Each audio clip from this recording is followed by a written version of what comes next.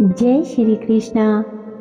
योग को मनुष्य के सरल और सुखद जीवन के लिए महत्वपूर्ण माना गया है। वर्तमान समय की ओर देखा जाए तो हमारी दिनचर्या में तेजी से बदलाव आ रहा है, जिसके कारण व्यक्ति को शारीरिक व मानसिक रूप से कई समस्याओं का सामना करना पड़ रहा है।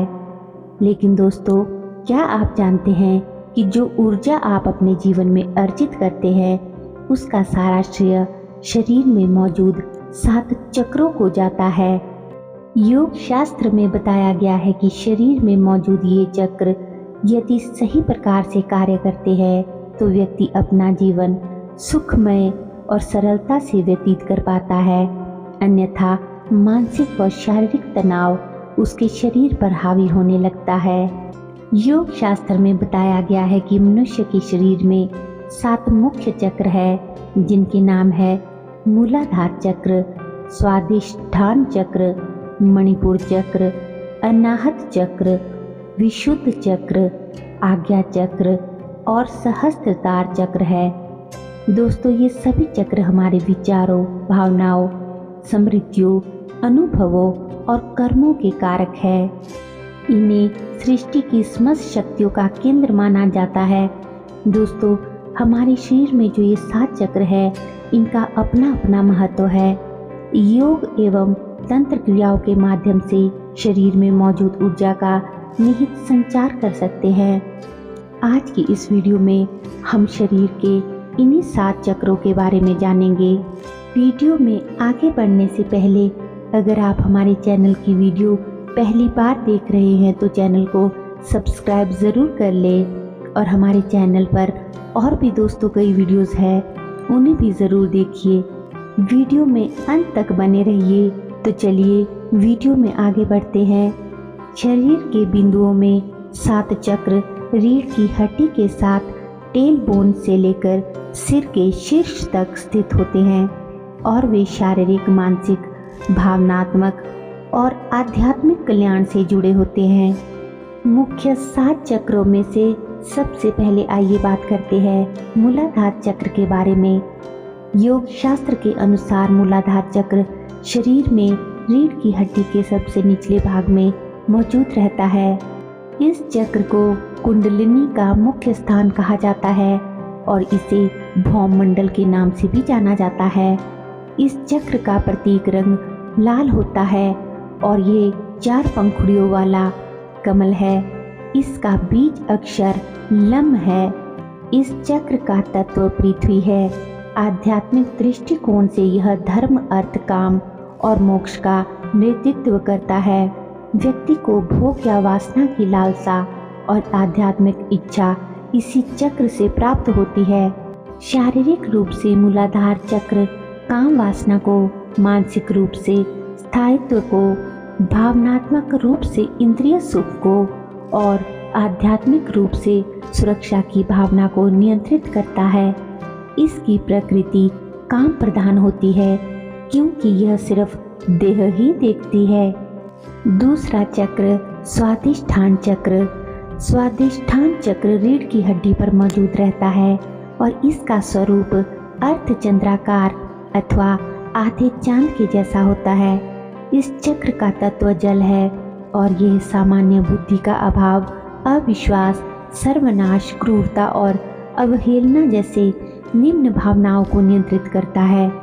इस चक्र से काम वासना, काम भावना और उन्नत भाव जन्म लेता है। इस चक्र का बीज अक्षर वम है। यह चक्र 6 पंखुड़ियों वाला कमल है। इसी चक्र से व्यक्ति के अंदर काम भाव और उन्नत भाव जागृत होता है। ये चक्र 6 पंखुड़ियों वाला है और नारंगी रंग का एक कमल है। शारीरिक रूप से स्वादिष्ठान चक्र प्रजनन, मानसिक रूप से रचनात्मकता, भावनात्मक रूप से खुशी और आध्यात्मिक रूप से उत्सुकता को नियंत्रित करता है। स्वादिष्ठान चक्र देह के अलावा मन भी देखता है। अब आता है तीसरा चक्र मणिपुर चक्र। योग शास्त्र में बताया गया है कि मणिपुर चक्र नाभि के पीछे और रीढ़ की हड्डी पर मौजूद होता है। इसका आकार त्रिकोण रूपी होता है और ये लाल रंग का होता है। इस चक्र को ऊर्जा का सबसे महत्वपूर्ण केंद्र बताया गया है। ऐसा इसलिए क्योंकि इसी चक्र से ऊर्जा का प्रसारण पूरे शरीर में होता है। इस चक्र का बीज अक्षर रम है और यह दुष्ट भाव, ईर्ष्या, विषाद, तृष्णा, घृणा और भय जैसे भावनाओं को नियंत्रित करता है। और बता दें कि इस चक्र का प्रभाव सीधे मन और शरीर पर पड़ता है। इस चक्र का तत्व अग्नि है और इसका प्रतीक 10 पंखुड़ियों वाला कमल है। मणिपुर चक्र से मेल खाता हुआ रंग पीला है। ये चक्र पाचन तंत्र से संबंधित होता है।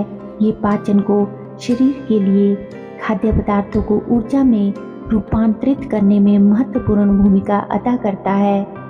मुख्य विषय जो मणिपुर चक्र द्वारा नियंत्रित होते हैं, ये विषय है निजी बल, भय, व्यग्रता, मत निर्माण, सहज या मौलिक से लेकर जटिल भावना तक के परिवर्तन। शारीरिक रूप से मणिपुर पाचन, मानसिक रूप से निजी बल, भावनात्मक रूप से व्यापकता और आध्यात्मिक रूप से सभी उपादानों के विकास को ये चक्र नियंत्रित करता है। अब आता है चौथा चक्र, अनाहत चक्र। षटकोण रूपी इस चक्र को सौर मंडल भी कहा जाता है। इस चक्र का रंग हल्का हरा होता है और इसमें 12 पंखुड़ियां होती है। इस चक्र का तत्व वायु है। इस चक्र को आशा, चिंता, अहंकार, कपट भाव, अनुताप, दंभ और विवेक इत्यादि जैसी भावनाओं का स्वामी कहा जाता है। इस चक्र का बीज अक्षर यम है और इसका संबंध व्यक्ति की भावना और साधना की आंतरिक भावनाओं से है। अनाहत चक्र सीने में स्थित होता है। यह चक्र तनाव के प्रतिकूल प्रभाव से भी बचाव का काम करता है। शारीरिक रूप से अनाहत चक्र संचालन को नियंत्रित करता है। भावनात्मक रूप से अपने और दूसरों के लिए समर्पित प्रेम, मानसिक रूप से आवेश और आध्यात्मिक रूप से समर्पण भाव को ये नियंत्रित करता है। पांचवा चक्र यानी विशुद्ध चक्र। शरीर में विशुद्ध चक्र की उपस्थिति कंठ के ठीक नीचे वाले भाग में होती है। ये चक्र गल ग्रंथि जो गले में होता है के समांतर है और थायराइड हार्मोन उत्पन्न करता है, जिसमें विकास और परिपक्वता आती है। इसका प्रतीक 16 पंखुड़ियों वाला कमल है। विशुद्ध चक्र की पहचान हल्के या पीलापन लिए हुए नीला या फिरोजी रंग है। इसी चक्र से सभी प्रकार की सिद्धियों की प्राप्ति होती है। बहुरंगी इस चक्र का कोई एक स्वरूप नहीं है। साथ ही यह चक्र भौतिक ज्ञान, कल्याण कार्य, ईश्वर के प्रति समर्पण, विष एवं अमृत जैसी भावनाओं का नेतृत्व करता है।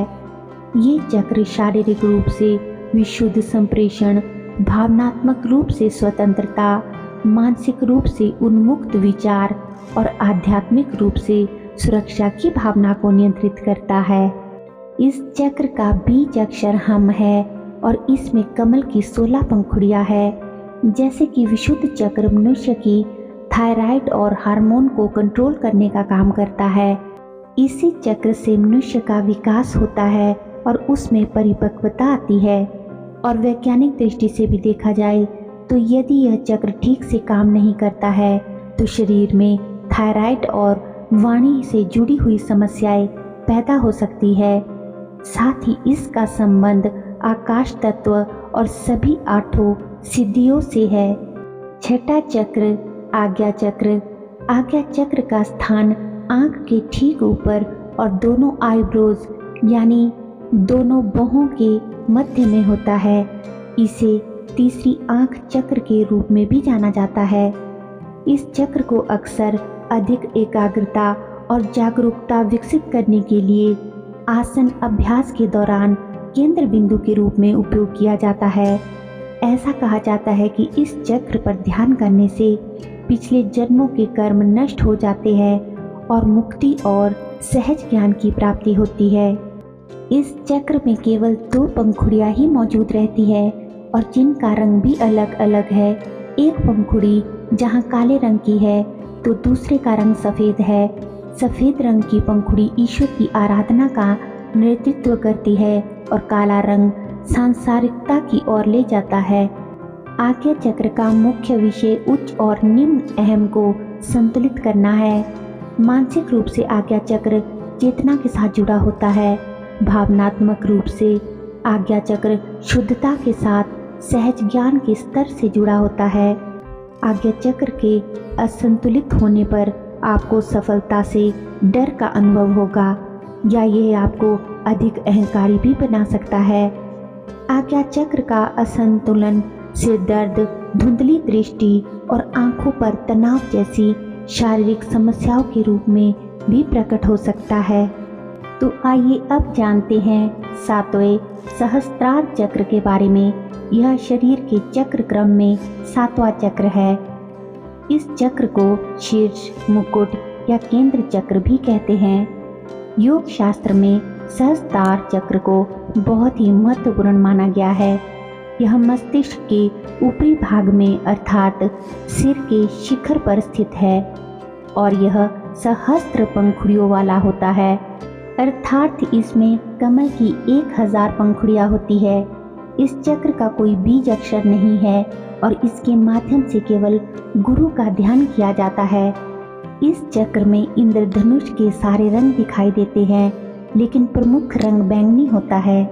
यह मस्तिष्क के ऊपरी हिस्से और दाईं आंख को नियंत्रित करता है। मूलाधार से लेकर आज्ञा चक्र तक सभी चक्रों के जागरण की कुंजी सहस्त्रार चक्र के पास ही है। अगर यह चक्र जागृत हो गया तो सभी अन्य चक्र खुलते चले जाते हैं। योग शास्त्र में इस चक्र को काशी का स्थान बताया गया है। ऐसा इसलिए क्योंकि जब कुंडलिनी इस चक्र तक पहुंचती है तो व्यक्ति को पूर्ण साधना की प्राप्ति हो जाती है और उसके लिए मोक्ष प्राप्ति का मार्ग सरल हो जाता है। ये थे हमारे शरीर के चक्र क्रम में स्थित 7 चक्र। धार्मिक पुराणों के अनुसार जीवन की ऊर्जा इन्हीं 7 चक्रों में समाहित है। माना भी जाता है कि अगर इन 7 चक्रों का कोई मनुष्य ठीक से प्रबंध कर ले तो वह असाधारण सफलता भी आसानी से प्राप्त कर सकता है। तो दोस्तों, अगर वीडियो को देखते हुए आप यहाँ तक आ गए हैं तो चैनल को सब्सक्राइब ज़रूर कर ले और बेल आइकन को प्रेस करके ऑल पर क्लिक कर लीजिए। वीडियो को एक लाइक कर लीजिए और कमेंट बॉक्स में जय श्री कृष्णा लिख लीजिए। वीडियो आपको अच्छी लगी हो तो ज़्यादा से ज़्यादा शेयर करें। तो चलिए मिलते हैं अगली वीडियो में। तब तक के लिए आप सभी अपना ख्याल रखिए। धन्यवाद। जय श्री कृष्णा।